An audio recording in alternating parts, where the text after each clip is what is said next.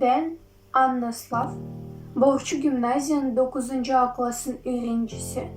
İsterim anlatma Galina Danajı'nın şiirini Angası bağlı çünkü temasını. Açan uyardı hepsi. Bir gece düşman bastı ayaklan şehirce.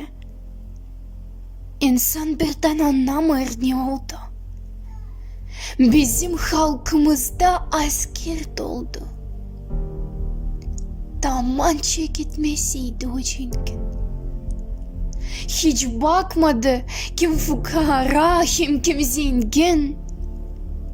Her bir sokağa aile uğradı. Acılayıp o yürekte kahır bıraktı. Onu beklemirdi hiç kimseyi bu yerde. Sorulmadı gezdi soysuz her yerde.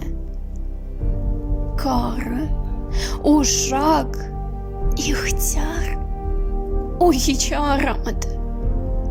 Aileyi bile toplu o hiç bırakamadı. Bütün dünya kalktı hem saklandı güneş. Uçardı rüzgarda laflar, kurşun, ateş.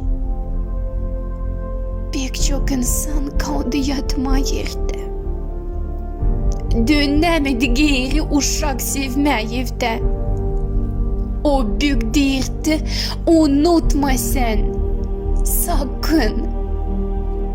Ayız kişilerini lazım bilsin halkın.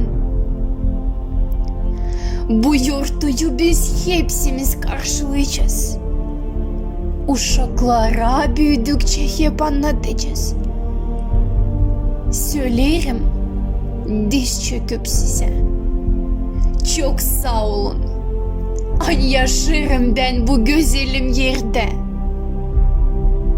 Kurtarıcı, senin ben Halis'ten oğlum.